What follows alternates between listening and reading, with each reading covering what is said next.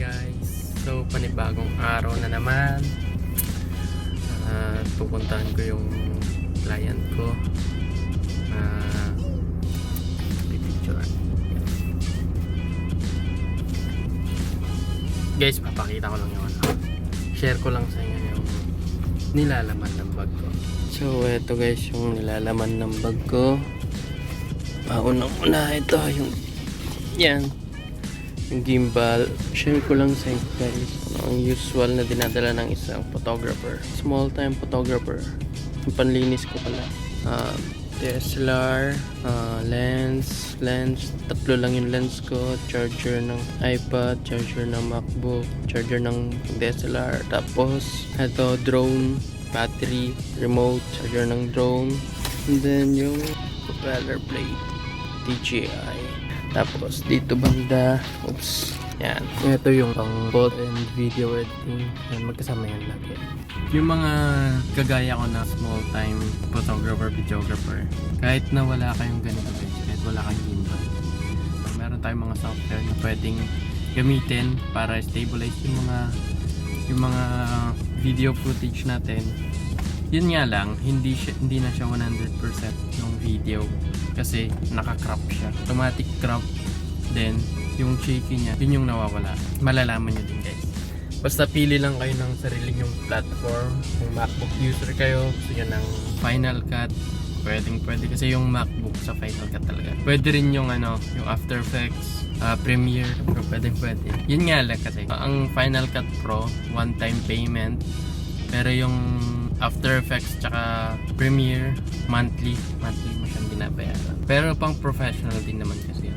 Pero hindi ko naman sinasabi kung hindi pang professional yung Final Cut Pro. Marami ka rin pwedeng gawin sa Final Cut. Ang kagandahan lang, one-time payment. Meron ding Filmora, para siyang Final Cut Pro na Premiere, gano'n. Parang pinagsama siya. Pero nung tinignan ko, dahil dun nag-i-edit niya yung mama ko, kasi gusto niya ma-achieve yung edit na ginagawa ko. Tapos sabi ko, tuturuan ko siya. Siguro yung platform na meron siya, kaya din gawin yung ginagawa ko. Pero nung tinignan ko, medyo hindi ko naman sa dinadown yung yung apps. Sa akin lang, may mga kulang para sa akin. Or siguro hindi ko pa siya ganong gamay. Kasi nireview ko lang siya sa YouTube. Tsaka sa laptop ng kapatid ko kung paano ba yung interface no mas prefer ko pa rin talaga yung Final Cut Pro.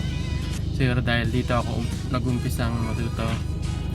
Dito ko unang ginawa yung mga edits ko. Edit. Yan ako nag-edit, yan ako natuto. Tapos yung ginagamit ko din sa pag-edit ng mga picture, ang ginagamit ko color enhancement, Lightroom sa iPad. Tapos pag naman may mga parts akong tatanggalin or edit na talaga, ang ginagamit ko Affinity Photo. Tapos kung meron kayong iPad, may free yung iPad, alam ko iMovie, free application na pang edit ng video. Tapos kung shaky naman yung video nyo, merong application na pwedeng gamitin para maging smooth. Ginamit ko na siya, worth it siya guys. Ang pangalan niya Emulsion. Alam ko Emulsion yun eh. Next time guys, i-review ko lahat ng apps na ginagamit ko, tapos kung paano ako nag-edit ng videos, i-share ko sa inyo guys. Ayun guys, medyo tayo ngayon. Pero okay na, hindi kagaya kagabi. Yan. So yun guys, alis muna rin yun namin. Yan, simpleng birthday ng Sham Lucas. Ayan, ang cute ng mga handa niya. Galing ng cake. Tapos yan. So, yung mga handaan.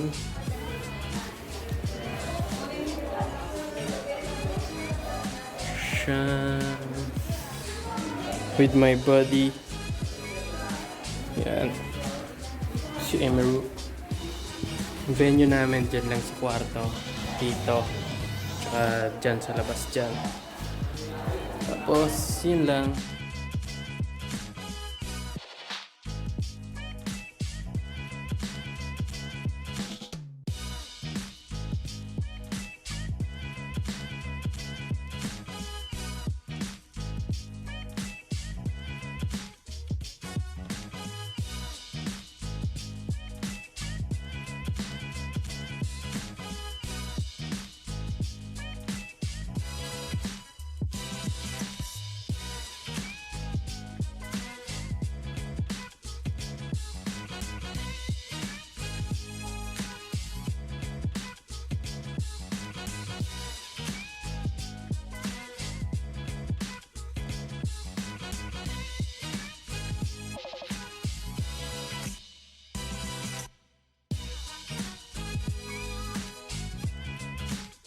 hours lang to. 2 hours na photoshoot. Pero nilagyan ko ng video. Sinamahan ko siya ng video as a gift. Kasi pag kumukuha talaga ako ng ano, ng ganito, actually gusto nila makamura. Pictures lang yung kinukuha. Ako, 40 ko na yung pag-video kaya binibigyan ko lagi ng video. Tapos napag-uusapan naman. Pag nakita nila kung gusto nila, yun, ganun lang.